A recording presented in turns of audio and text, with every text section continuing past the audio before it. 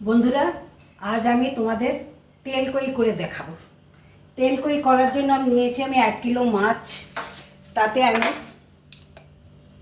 একটু নুন হলুদ মাখিয়ে 10 মিনিট রেখে দেব।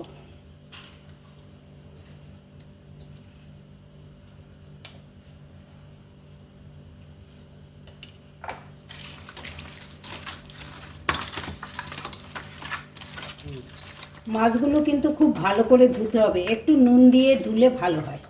ওই যে একটা স্লিপারি থাকে না, তাইলে ওই স্লিপারিটা তাইলে আর থাকে না।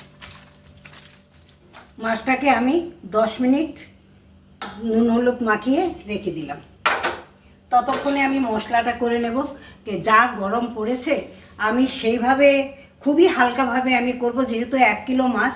সেজন্য আমি ছোটোর থেকে একটু বড় সাইজের 3টে পেঁয়াজ নিয়েছি, আর 2টো টমেটো, আর 2 ইঞ্চি আদা, আর এই 2-3টে এলাইচি নিয়েছি। আর যেহেতু আমরা শুকনো লঙ্কার গুঁড়ো বিশেষ একটা ব্যবহার করি না, সেই জন্য আমি এই 5-7-8টা মতন আমি শুকনো লঙ্কা ভিজিয়ে রেখেছি। শুকনো লঙ্কা একটু ভিজিয়ে রেখেছি, আর এটা আমি এখন একসঙ্গে বেটে নেব।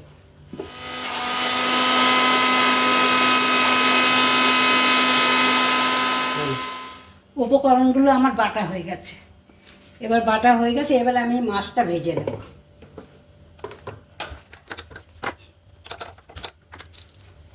কই তেল মানে তেল কই করতে তেল তো অনেক বেশি লাগে, কিন্তু আমি খুব একটা বেশি দেব না। মাছটা ভাজা করতে যতটা লাগবে আমি ততটাই দেব। যা গরম পড়েছে, এই তেল বেশি খাওয়াও তো উচিত নয়। মাছটা ভেজে নিচ্ছি।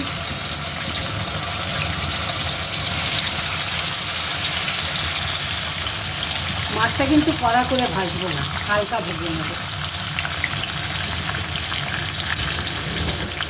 বাকি মাছগুলো ভাজা হয়ে গেল, তুলে নেব মাছগুলো।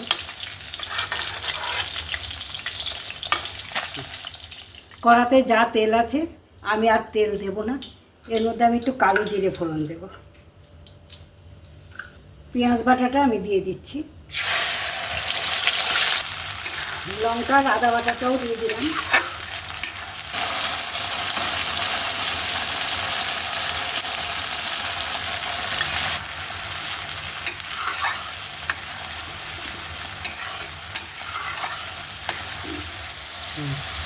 এর সঙ্গে একটু জিরে বাটা দিচ্ছি, জিরে 1 চামচ, হলুদ গুঁড়ো দিচ্ছি, একটু নুন দিলাম। এবার টমেটোটা দিয়ে দিচ্ছি।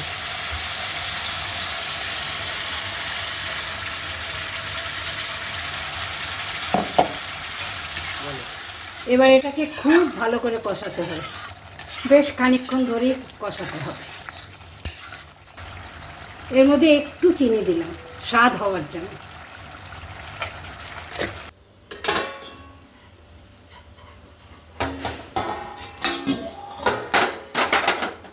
দেখো, মশলাটা একদম হয়ে গেছে, তেল বেরিয়েছে মশলাটার থেকে।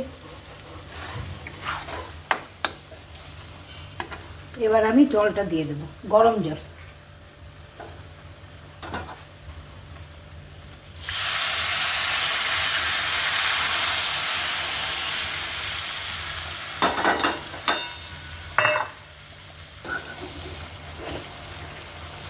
একটু জল দিয়ে দিলাম, গরম জল। আমি না এর মধ্যে একটু কাজু আর কিশমিশ ফেলে দিলাম, এই কটা।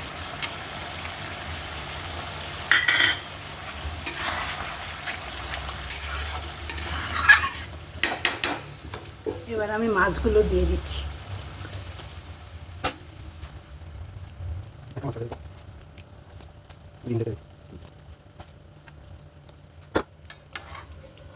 এবারে এটা মাছগুলো দেওয়া হলো তো, এবার একটু চাপা দিয়ে রাখবো, লো ফ্লেমে রেখে এবার চাপা দিয়ে দেবো। 5 মিনিট চাপা দিয়ে রাখলাম। এই দেখো, হয়ে গেছে, মাছ একদম তৈরি। বানালাম তেলকই আমার মতন করে, সহজ পদ্ধতিতে। তোমরাও বানাও, খাও, খেয়ে দেখো কেমন হয়েছে, কমেন্ট করে জানাবে। আশা করি ভালো লাগবে। আমি খুব একটা মশলা দিই না, কারণ হলো যে গরমকাল তো, আবার শীতকালে তোমাদের আরেকটা এই তেল কোয়েরির রেসিপি আবার আরেকটা দেখাবো, সেটা রিচ। খেয়ে জানিও কিন্তু কেমন লাগলো।